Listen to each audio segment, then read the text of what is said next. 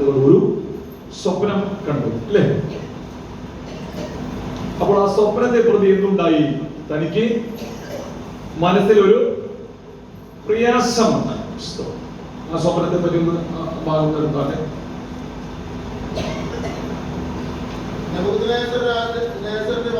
രണ്ടാം ആണ്ടിൽ നെബൂഖദ്നേസർ സ്വപ്നം കണ്ടു. അവന്റെ മനസ്സ് വ്യാകുലപ്പെട്ട് അവൻ ഉറക്കമില്ലാതെയായി. രാജാവിനോട് സ്വപ്നം അറിയിക്കാൻ മന്ത്രവാദികളെയും ആദ്യജാനന്മാരെയും ക്ഷുദ്രക്കാരെയും കൽദയരെയും വിളിക്കാൻ രാജാവ് കൽപ്പിച്ചു. അവർ വന്ന് രാജസന്നിധിയിൽ നിന്നു. രാജാവ് അവരോട്, ഞാനൊരു സ്വപ്നം കണ്ടു, സ്വപ്നം ഓർക്കാതിന് എന്റെ മനസ്സ് വ്യാകുലപ്പെട്ടിരിക്കുന്നു എന്ന് കൽപ്പിച്ചു. അതിന് കൽദയർ അരാമ്യ ഭാഷയിൽ രാജാവിനോട്, രാജാവ് ദീർഘായുസ്സായിരിക്കട്ടെ, സ്വപ്നം അടിയനോട് കൽപ്പിച്ചാലും അർത്ഥം ബോധിപ്പിച്ചാണെന്ന് പ്രാർത്ഥിച്ചു. രാജാവ് കൽദയരോട് ഉത്തരമരുളി ചെയ്തു, വിധി കൽപ്പിച്ചു പോയി. സ്വപ്നവും അർത്ഥവും അറിയിക്കാൻ ഞാൻ നിങ്ങളെ കഷ്ണം കഷ്ണമായി ചലിക്കുകയും വീടുകളെ കുപ്പകുന്നാക്കുകയും ചെയ്യും. സ്വപ്നവും അർത്ഥവും അറിയിച്ചാലും നിങ്ങൾക്ക് സമ്മാനവും പ്രതിഫലവും ബഹുമാനവും ലഭിക്കും. അതുകൊണ്ട് സ്വപ്നവും അർത്ഥവും അറിയിട്ടെ. അവർ പിന്നെ രാജാവ് സ്വപ്നം അടിയനോട് കൽപ്പിച്ചാലും അർത്ഥം ബോധിപ്പിക്കാമെന്ന് പ്രാർത്ഥിച്ചു. അതിന് രാജാവ് മറുപടി കൽപ്പിച്ചത്, വിധി കൽപ്പിച്ചു പോയി എന്ന് കണ്ടിട്ട് നിങ്ങൾ കാലതാമസം വരുത്തുവാൻ നോക്കുന്നു എന്ന് എനിക്ക് മനസ്സിലായി. നിങ്ങൾ സ്വപ്നം അറിയിക്കഴിഞ്ഞാൽ നിങ്ങൾക്ക് ഒരു വിധി മാത്രമേ ഉള്ളൂ. സമയം മാറുമ്പോഴും എന്റെ മുമ്പിൽ വ്യാജവും ഒളിവാക്കും പറയാൻ നിങ്ങൾ യോജിച്ചിരിക്കുന്നു. സ്വപ്നം പറയുന്നത് എന്നാൽ അർത്ഥവും അറിയിക്കാൻ നിങ്ങൾക്ക് കഴിയുമെന്ന് എനിക്ക് ബോധ്യമാകും. മതി.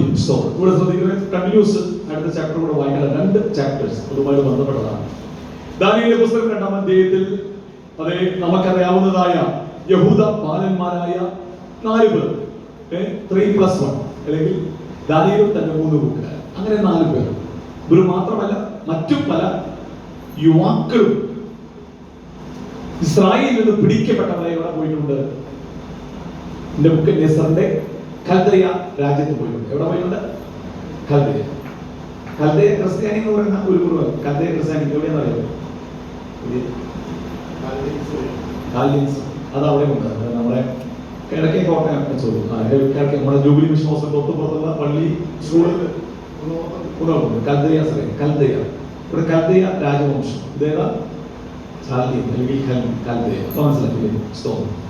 അപ്പോൾ കൽദയ സമ്രാട്ട് അല്ലെങ്കിൽ സാമ്രാജ്യത്തിന്റെ അധിപനായിരുന്ന ആരായിരുന്നു? നെബൂഖദ്നേസർ. കേട്ടോ നിങ്ങളെ ഇവിടെ ശ്രദ്ധിക്കണേ, വളരെ നല്ല കാര്യം പറയുമ്പോൾ ഇദ്ദേഹം ഒരു സ്വപ്നം കണ്ടു. ഞാൻ സ്വപ്നത്തെ പറ്റി ഒന്നും വ്യാഖ്യാനിക്കുന്നത് നിങ്ങൾക്കറിയാം സ്വപ്നമാണ്. ഈ ഇദ്ദേഹത്തെ പറ്റി ഒന്ന് പറയാൻ വേണ്ടി ആ സ്വപ്നം എന്ത് ചെയ്തില്ല? വെളിപ്പെട്ട് കിട്ടിയില്ല. അത് വെളിപ്പെട്ട് കിട്ടുവാൻ ദേശത്തെ മന്ത്രവാദികൾ, ശകുനവാദികൾ, ആഭിചാര പ്രക്രിയകൾ ചെയ്യുന്നവർ എന്നു വേണ്ട പല നിലയിൽ മന്ത്രങ്ങൾ ചെയ്യുന്ന പാർട്ടികളൊക്കെ വിളിച്ചുകൊണ്ട് വന്നു. പക്ഷെ അവർക്കൊന്നും അത് വ്യാഖ്യാനിക്കാൻ പോലും സ്വപ്നം എന്താണെന്ന് പറയാൻ പോലും കഴിഞ്ഞില്ല. ഇത് വിചിത്രമായ ഒരു കാര്യമാണ് രാജാവിന് പുറപ്പെടുന്നത്. എന്തായിരുന്നു? സ്വപ്നവും പറയണം. രാജാവ് ഓർക്കുന്നത് ഏതോ പാതിരാത്രിക്ക് കണ്ട സ്വപ്നം. നമ്മൾക്ക് എത്ര സ്വപ്നം കാണുന്നു അല്ലേ? ഭർത്താവ് എത്ര സ്വപ്നം കാണുന്നു? ഭാര്യയ്ക്ക് അതിനെപ്പറ്റി വലിയ വെളി വന്നു. ഭാര്യ കാണുന്നു, ഭർത്താവ് അതിനെപ്പറ്റി കാര്യങ്ങളൊന്നും അറിയത്തില്ല. അങ്ങനെയാണല്ലോ. സ്വപ്നത്തിന്റെ കാര്യത്തിൽ മാത്രമേ എങ്ങനെയാവൂ, ബാക്കിയെല്ലാ കാര്യത്തിലും അങ്ങോട്ടും ഇങ്ങോട്ടൊക്കെ ഒരു ധാരണ ഉണ്ടെങ്കിൽ കുടുംബം എങ്ങനെ പോകും, നന്നായി പോകും എന്ന് പറഞ്ഞ ഭാഗം പറ്റുക. സ്തോത്രം. ശ്രദ്ധിക്കണമേ, ഈ രാജാവ് കണ്ട സ്വപ്നം പ്രിയ കുഞ്ഞുങ്ങളെ സൺഡേ സ്കൂളിൽ പഠിച്ച കാര്യമാണ്. വീണ്ടും റിപ്പീറ്റേഷനാണ്. പരിശീലനമുള്ളവർക്ക് അടുത്ത പ്രാവശ്യം നന്നായിട്ട് കേൾക്കും. ഇത് കേൾക്കും. രാജാവ് നിങ്ങളുടെ സ്വപ്നവും പറയണം, അതിന്റെ പൊരുൾ എനിക്ക് തിരിച്ച് തരണം. രണ്ടും ഇവരെ കൊണ്ട് നടന്നില്ല. അവസാനമാണ് ആരുടെ അടുത്തേക്ക് വിഷയം വന്നത്? ദാനിയേലിന്റെ അടുത്തേക്ക് കടന്നത്. ദാനിയേൽ അതിന്റെ 18-ാം വാക്യത്തിൽ എന്ത് ചെയ്തു? ഈ രഹസ്യത്തെ കുറിച്ച് സ്വർഗസ്ഥനായ ദൈവത്തിന്റെ കരുണ അപേക്ഷിപ്പാൻ തക്കവണ്ണം കൂട്ടുകാരനായ ഹനന്യാവോടും മിശായേലിനോടും അസര്യാവോടും കാര്യം അറിയിച്ചു. നോക്കി, ഒരു വിഷയം വന്ന് പെട്ടിരിക്കുക എന്റെ തലയിൽ. രാജാവിന് സ്വപ്നവും പറഞ്ഞു കൊടുക്കണം, അതിന്റെ പൊരുളും തിരിച്ചു കൊടുക്കണം. നിങ്ങൾ എന്ത് ചെയ്യണം? എന്നെ എന്ത് ചെയ്യാൻ പറഞ്ഞു? സഹായിക്കണം അല്ലേ? കാര്യമറിയിച്ചു. 19-ാം വാക്യം. അങ്ങനെ ആ രഹസ്യം ദാനിയേലിന് രാത്രി ദർശനത്തിൽ വെളിപ്പെട്ടു. ദാനിയേൽ സ്വർഗസ്ഥനായ ദൈവത്തെ സ്തുതിച്ചു പറഞ്ഞു. ദീർഘിപ്പിക്കുന്നില്ല. കൂട്ടുകാരും പുള്ളിയും കൂടി ഇരുന്ന് പ്രാർത്ഥിച്ചതാണ്. അത്രയും ഉണ്ടായുള്ളൂ. ഈ ദൈവസഭയ്ക്ക് ഒരു വിഷയം ഉണ്ടാകുമ്പോൾ എന്ത് ചെയ്യണം? നമുക്ക് ഒരുമിച്ചിരുന്ന് എങ്ങനെയല്ലേ ചെയ്യേണ്ടത്? ദാനിയേലിന്റെ മുമ്പിൽ ദേശത്തെ സകലമായ മന്ത്രവാദികളെയും ശകുനവാദികളെയും ആവിചാര പ്രക്രിയ ചെയ്യുന്നവരെയും വെളിച്ചപ്പാടന്മാരെയും വെളിച്ചപ്പാടത്തിമാരെയും തലയ്ക്ക് വില പറഞ്ഞ്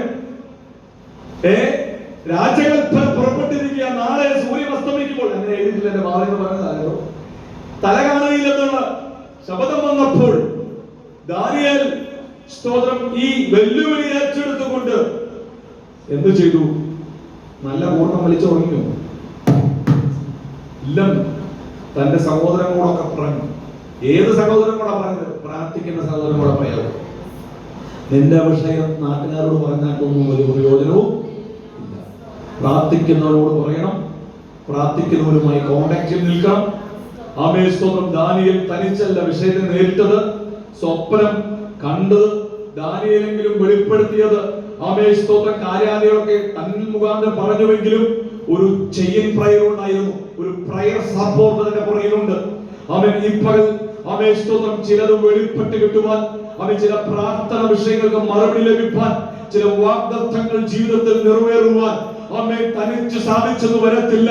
തനിച്ചു പിടിച്ചാൽ വെളിപ്പെടാത്ത ചിലതില് നിന്റെ പുറകിൽ ചില പ്രാർത്ഥന സപ്പോർട്ടുകൾ ഉണ്ടെങ്കിൽ സ്വർഗം പറയുന്നു ആമേൻ ലോകത്തിന് വെളിപ്പെടാത്ത ചിലതിന്, ആമേൻ ലോകത്തിന്റെ മുമ്പിൽ ആമേൻ തുറന്നു ലഭിക്കാത്ത ചിലതിന് സ്വർഗം നിനക്ക് വെളിപ്പെടുത്തി തരുവാൻ സ്വർഗത്തിന് പദ്ധതിയുണ്ട്. ആമേൻ ഇതുവരെ കാണാത്ത, ഇതുവരെ ദർശിക്കാത്ത ചില ആത്മീയ നന്മകൾ അത് വെളിപ്പെടുത്തി ദൈവത്തിന് ആഗ്രഹമുണ്ട്. ചില പ്രാർത്ഥന സപ്പോർട്ടുകൾ അവയെ ഹോരേബ് ദൈവസഭയ്ക്ക് ആവശ്യമാണ്. അങ്ങോട്ടാണ് ഞാൻ വരുന്നത് കേട്ടോ. ആമേൻ. ഹല്ലേലൂയ. പാസ്റ്റർ ഉപവാസം പ്രഖ്യാപിക്കൊണ്ടില്ല. നിങ്ങൾ അതിന് തയ്യാറാണെങ്കിൽ ഇന്ന് 40 ഞാൻ പ്രഖ്യാപിക്കും. 21 ഇരിക്കാമോ 10 ഇരിക്കാമോ? സ്തോത്രം. ഇവിടെ അക്ഷരങ്ങളുടെ കണക്ക് പറയാനൊന്നുമല്ല, ഞാനങ്ങ് പറഞ്ഞതേ ഉള്ളൂ. പ്രാർത്ഥനയുടെ കാര്യം പറയാൻ വേണ്ടി മാത്രം കേട്ടോ. സ്തോത്രം. പ്രാർത്ഥനയാൽ ആമേൻ ഒത്തൊരുമിച്ച് ആമേൻ രാത്രി ആമേൻ ദാനിയേലും തന്റെ കൂട്ടുകാരും ഈ വിഷയത്തെ വെച്ച് പിടിച്ചു പ്രാർത്ഥിച്ചപ്പോൾ പ്രിയ പൈതലേ ആമേൻ നാളുകളായി ആമേൻ ദേശത്ത് വെളിപ്പെടാത്ത ചിലതിന് സ്വർഗം തന്റെ മുട്ടുമടക്കിയ ഭക്തന്മാർക്ക് വെളിപ്പെടുത്തി കൊടുത്തുവെങ്കിൽ ആമേൻ ജ്ഞാനികൾക്ക് മറച്ചു വച്ച ചിലതിന് സ്വർഗം നിനക്ക് നിന്റെ കുടുംബത്തിനും വെളിപ്പെടുത്തി തരുവാൻ ചില പ്രാർത്ഥന സപ്പോർട്ടുകൾ ആമേൻ അതിന് അവകാശമാക്കുന്നവർക്ക് കർത്താവിനെ സ്തോത്രം ചെയ്യുന്നു. വിഷയം വരുമ്പോൾ എങ്ങനെ അടിച്ചു കറിയാതെ അവൻ എനിക്ക് വേണ്ടി പ്രാർത്ഥിക്കണം, അല്ലെങ്കിൽ സഹോദര സഹോദരി എന്നോട് കൂടെ എന്റെ കുടുംബത്തിൽ വന്ന് 1 മണിക്കൂർ പ്രാർത്ഥിക്കാമോ എന്ന് ചോദിക്കുന്ന എത്ര പേരുണ്ട്? എത്ര പേരുണ്ട്? ആമേൻ. ഹല്ലേലൂയ കേട്ടോ. എന്നോട് കൂടി 1 മണിക്കൂർ ഒന്ന് മുട്ടുമാണ് യേശു മാത പറഞ്ഞത്. ആമേൻ. ഗത്സമനയിൽ എന്റെ യേശു മാത പറഞ്ഞത്, എന്നോട് കൂടെ നിങ്ങൾ 1 നാഴിക ഉണർന്നിരുന്ന് മുട്ടുമടക്കി. ആമേൻ. സ്തോത്രം. Glory to God. ആമേൻ. ഈ ദിവസങ്ങൾ അനുഭവിക്കുന്ന പ്രാണവേദനയുണ്ട്, കഷ്ടതയുടെ അനുഭവമുണ്ട്, ആമേൻ പ്രതിസന്ധിയുടെ അനുഭവമുണ്ട്.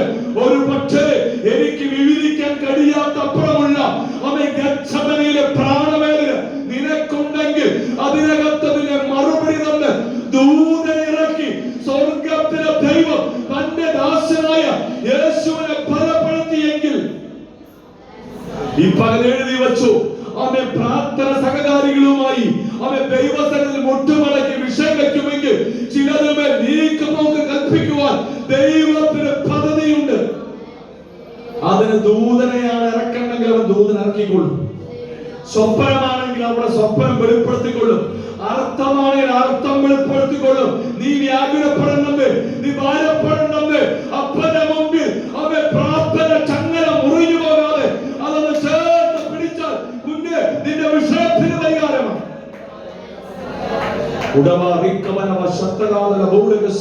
തൊട്ടതെല്ലാം പരാജയമെന്ന് ചിന്തിച്ച് അതിലെ ഒരു മുന്നേറുവാൻ കഴിയില്ലല്ലോ, ഒന്ന് തല ഉയർത്തി നിൽക്കാൻ കഴിയുന്നില്ലല്ലോ എന്ന ദുഃഖഭാരത്തോടെ ഇരിക്കുമ്പോൾ സ്വർഗം പറയുക, ഞാൻ വെളിപ്പെടുത്തുന്ന ദൈവമാണ്.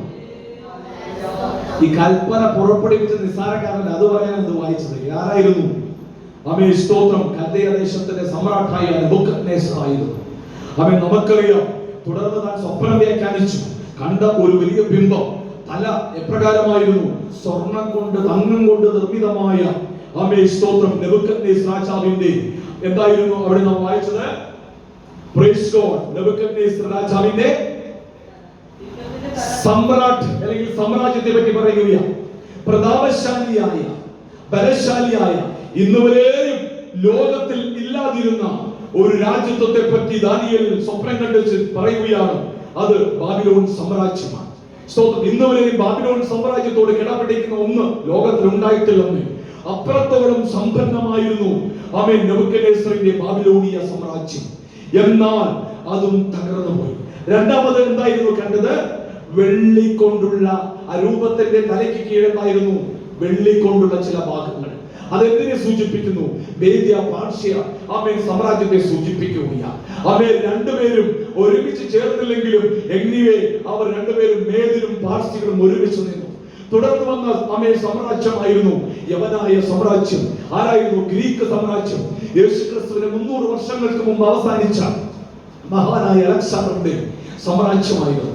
എന്നാൽ അതിനുശേഷം താഴോട്ട് വായിക്കുമ്പോൾ പാൽപാദം ഇരുമ്പ് കൊണ്ട്, അല്ലേ? സ്തോത്രം, ഇരുമ്പ് കൊണ്ട് എന്ന് പറഞ്ഞാൽ എന്തായിരുന്നു അത്? സ്തോത്രം, റോമ സാമ്രാജ്യമാണ്. കല്ലിനെ പോലും പിളർക്കുന്ന കൽപ്പനകൾ പുറപ്പെടുവിക്കുന്ന റോമിന്റെ സാമ്രാജ്യമായിരുന്നു റോമ സാമ്രാജ്യം. സ്തോത്രം, നമുക്കറിയാം ഇറ്റലിയിലെ തലസ്ഥാനമായിരുന്ന റോം.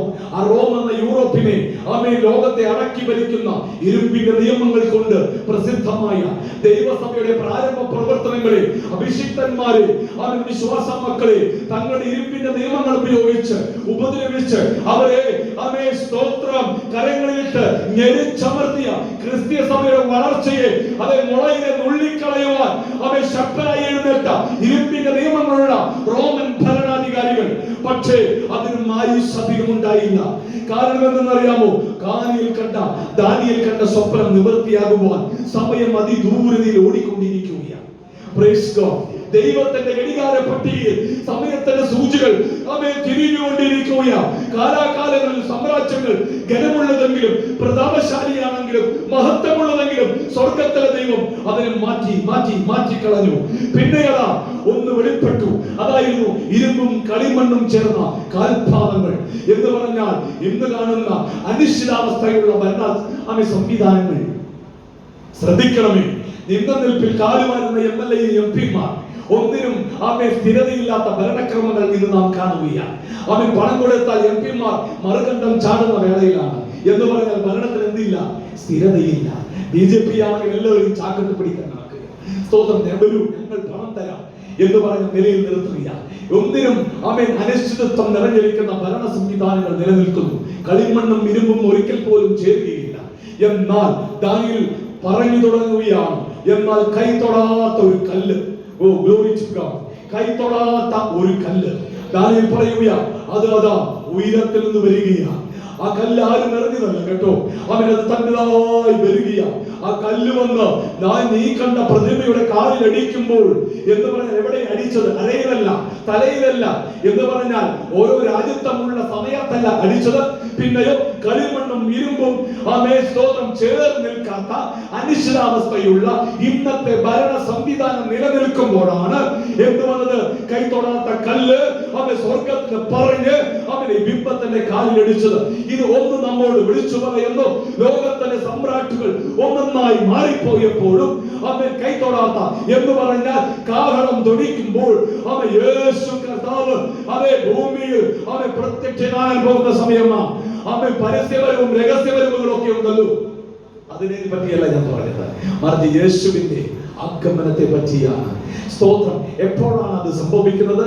സംശയം തീർത്തും വേണ്ട, അത് നമ്മുടെ സമയത്താ സംഭവിക്കാൻ പോകുന്നത്.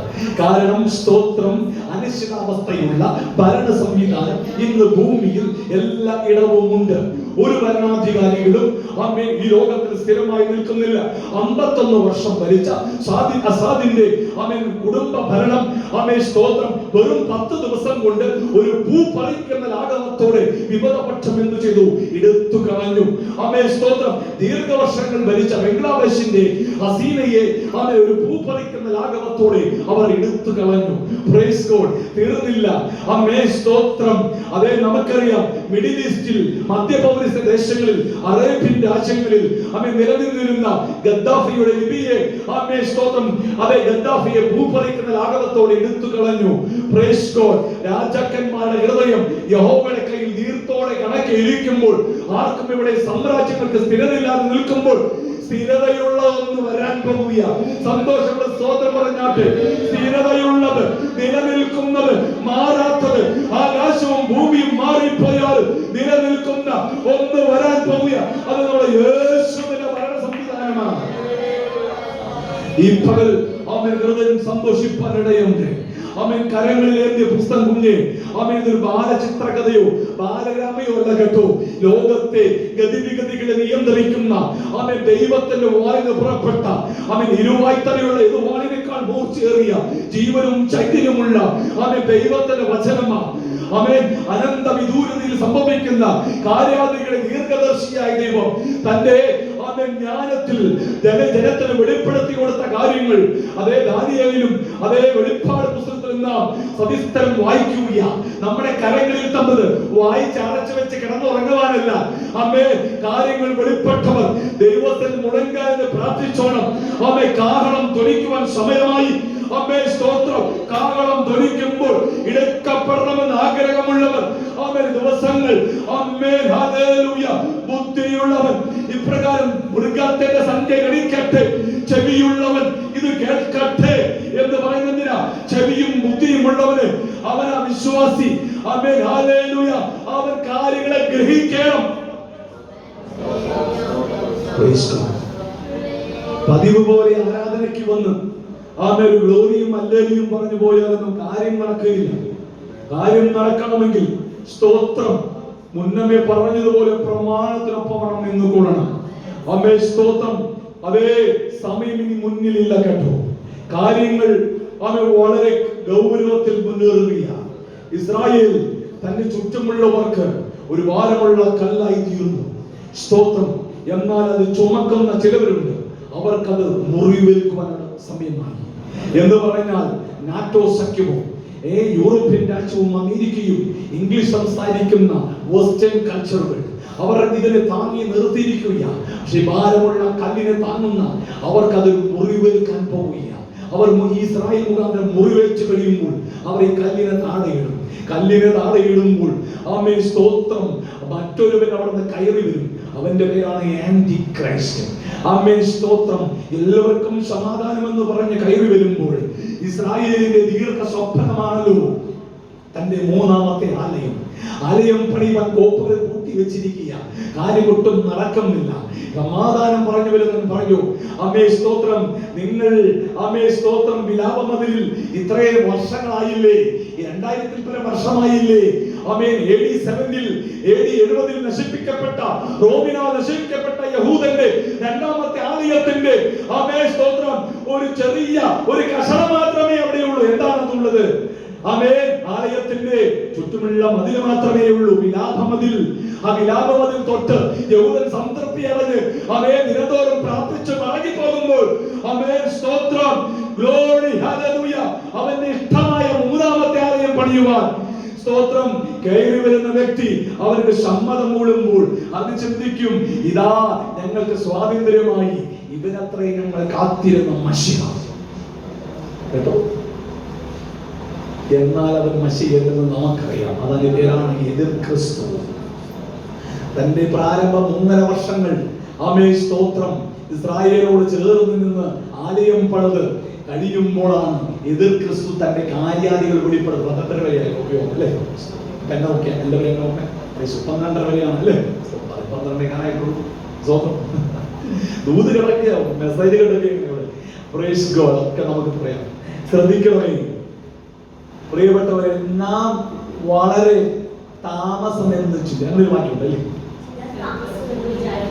ചിലർ താമസം എന്ന് വിചാരിക്കുന്നെങ്കിലും കർത്താവ് തന്റെ വാഗ്ദത്തം നിവർത്തിക്കുന്നില്ല, താമസിക്കുന്നില്ല. കേട്ടോ?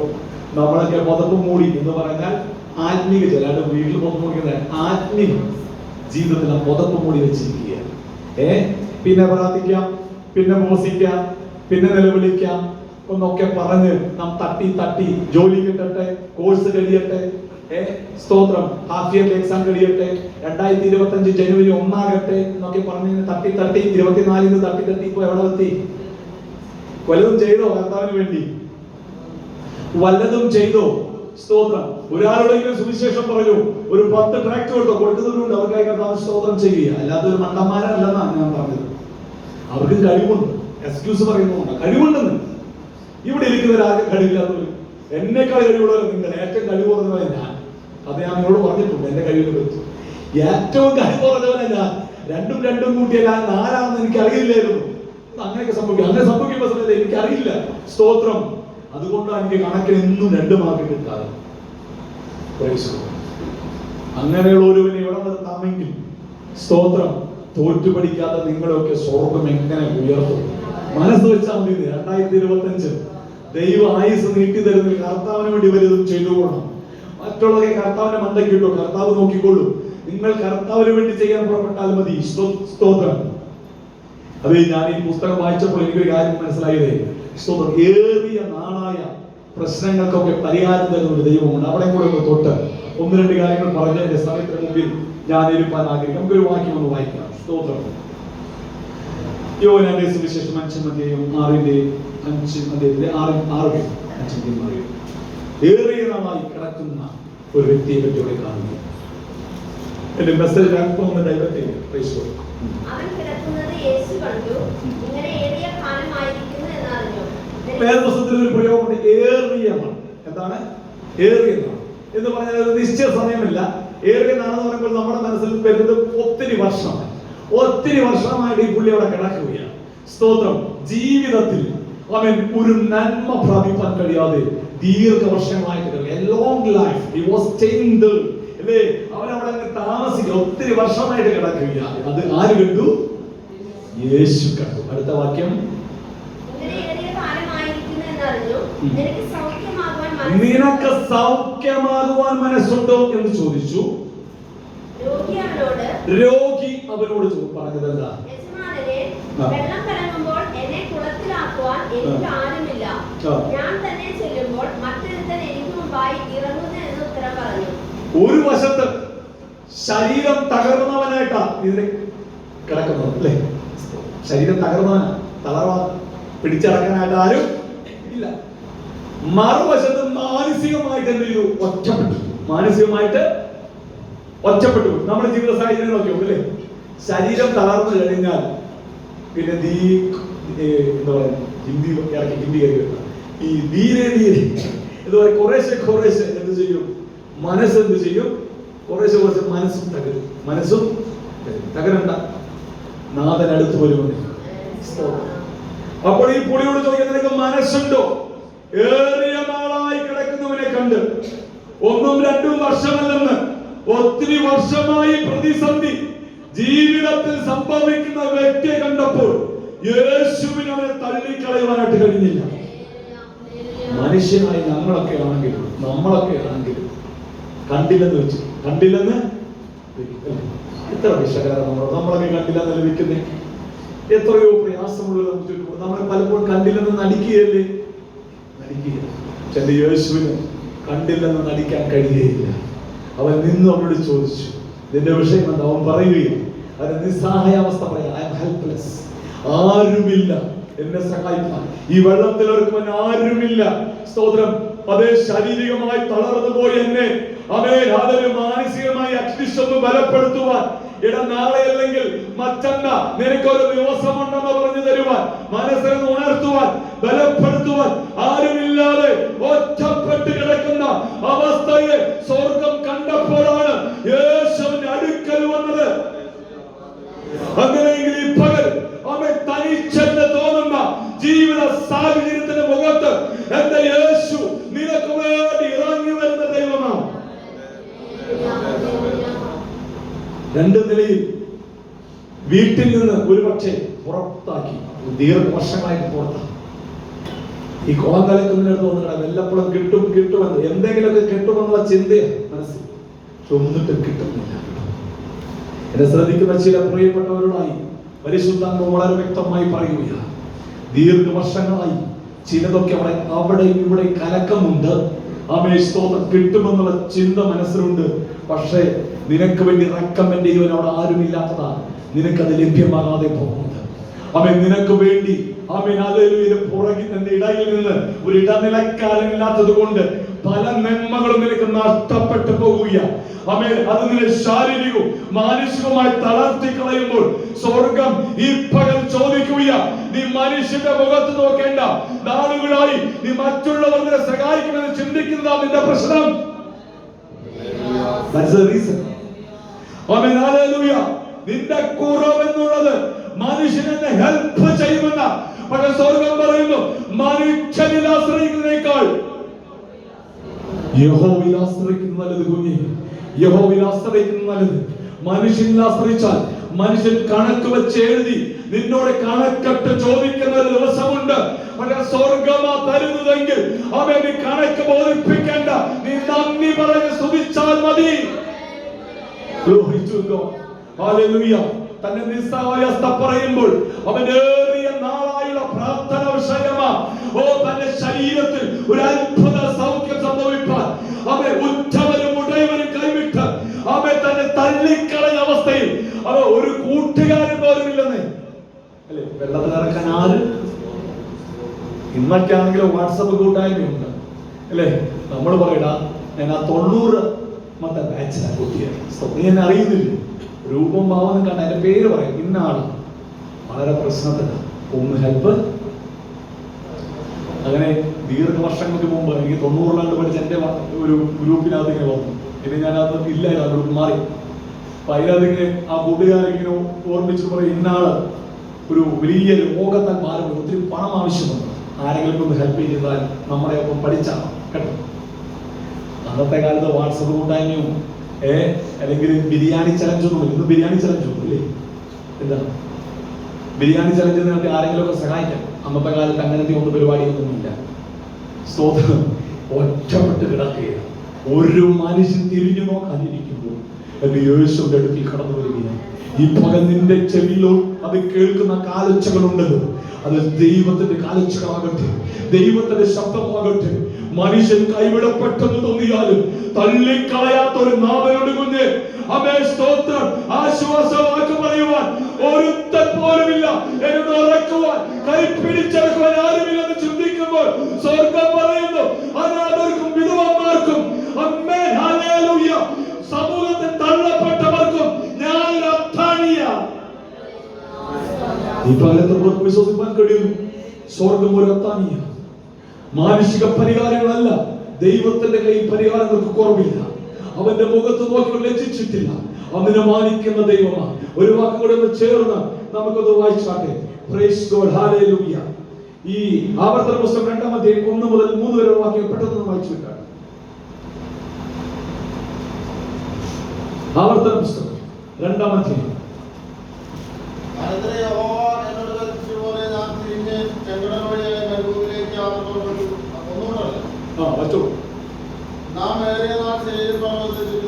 നാം ഏറിയ നാൾ എന്ത് ചെയ്തു?